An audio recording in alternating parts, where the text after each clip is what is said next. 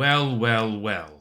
Ladies and gentlemen, this is a video, and not on a topic that I particularly want to bring up. There is something rotten, so deeply rooted at Manchester United Football Club. It's honestly harder to not talk about how bad they are in these times that they're in. It seems to be the talk of the town when it comes to English football. Hell, not just English football, world football. Everybody knows who Manchester United are. You ask a stranger on the street to name a football team, and I guarantee you there's three answers that you will get. Barcelona, Real Madrid, and Manchester United. They are in that upper echelon of the best clubs. United were one of the greatest clubs in football. Manchester United of old were winning the Premier League. Before Liverpool equaled it this season, Manchester United held the record for the most English top flight titles at 20. Even going back to back twice in the history. 2 three-peats. In 99, 2000, 01, 07, 08, 09. They were also winning Champions Leagues and competing with the best teams in Europe. 2008 is their most recent UCL winning campaign. It was a vintage season for Manchester United. Ballon d'Or Cristiano Ronaldo was out of this world. They had Rooney, Tevez, Vidic, Rio Ferdinand. The team was stacked. Even before 08, in 1999, they had probably their most iconic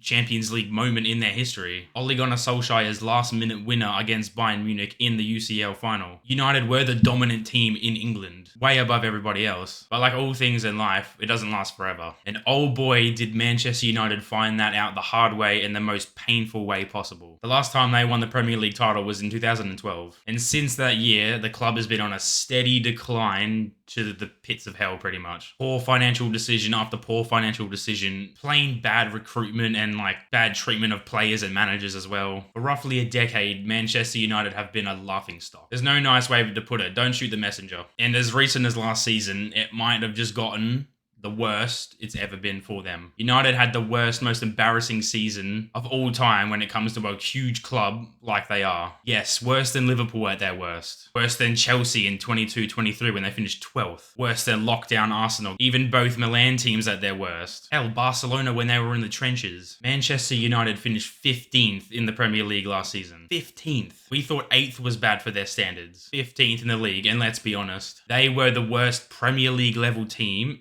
during the back end of last season. The relegated teams don't count. Their quality is obviously not to the level of a Premier League team. But Wolves finishing 16th below United and Spurs finishing 17th below United, they do count. Firstly, Wolves fired Gary O'Neill after the poor run of form that he's had them on. They hired Victor Pereira and never looked back. He improved them massively. And Spurs, they had United's number last season. Tottenham beat United, 3 times last season? And drew to them once? One of those losses being in a Europa League final, by the way. Tottenham Hotspur beat Manchester United in a European final. Spurs, the team unanimously known for not winning trophies. We all know the chant, "What do you think of Tottenham?" People who don't know football know that chant. And United lost to those guys, the guys that we constantly clown all the time. United have taken the crown from Spurs for being the joke club. Spurs beating United in a final might be the lowest of lows for Manchester United. And realistically, it can't get worse than that. It's pretty much impossible for Manchester United to get relegated. You would think they can't.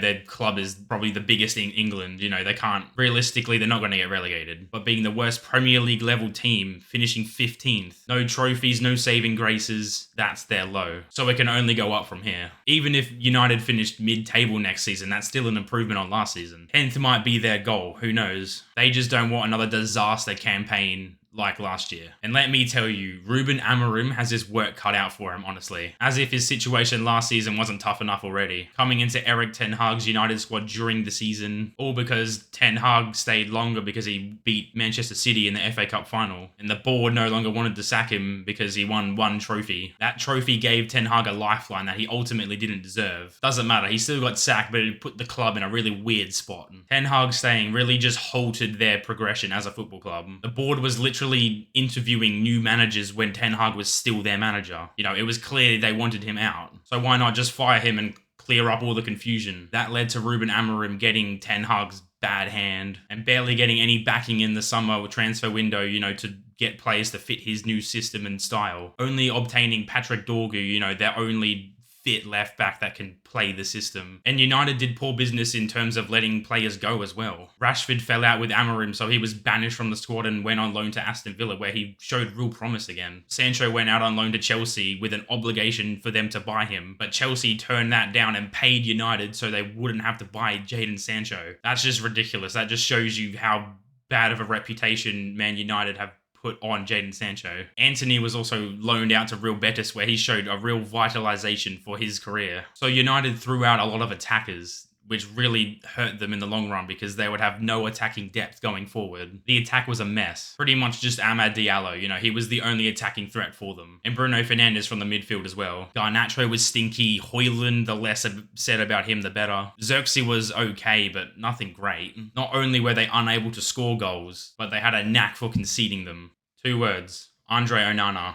Do I need to speak further? United don't actually have a bad defense either. Harry Maguire was pretty decent. Lenny Yoro was outstanding. He's their real future when it comes to their defensive line. Where would they be without him? But Onana is the weak link in their wing-back situation as well. Diego Dallo and Mazraoui cannot play the role of that wing-back position that Amorim wants. It's clear that United need an overhaul of this current squad that they have. And it looks like Amorim's getting that backing that he desperately needs. Matheus Cunha was signed from Wolves for 60-odd million. That deal was sealed early doors. Matheus Cunha really wanted that move to United. Bryan Mbeumo from Brentford was also signed for 70 million. He's a good player. He scored 20 Premier League goals for Brentford last season. United's attack still needs that striker, that gunman in the number 9 spot. And there was links to Calvert-Lewin, God forbid. Imagine if that deal happened, that would just show all the bad signs of United's troubles. Ollie Watkins had a whisper of a United move, but it looks like Benjamin Sesko is the striker that United want, with reports of United preparing a bid to send to RB Leipzig for him. But even if he wants to join them, how are they going to afford him? United are in a financial mess. It's hard for United to create funds. Rashford's gone on loan to Barcelona this time around, but he's still on the books at Manchester United, and they haven't sold him. It's just a loan, so he's still technically a Manchester United player. Alejandro Garnacho had links to Chelsea and Napoli, but they've died down. We'll see what happens there. He's probably the one that United are going to sell to get a quick buck. Sancho and Antony are still hanging around United on massive wages. Who's going to be able to afford either of those two to get them off United's hands? And I haven't even gone into the midfield issues, and is Andre Onana going to be trusted as the number 1 goalkeeper? They still need a lot of players to come through the door that they can't afford. With no budget, only sellable players that they can't sell. Bruno Fernandes actually had an offer from Saudi Arabia a couple of months ago. Al Hilal offered 100 million to United for Bruno Fernandes. That money could have funded their whole rebuild, but Bruno opted to stay at United, and Amorim ultimately didn't want him to go. And here we are, pre-season has already started, and Manchester United still aren't out of the trenches just yet.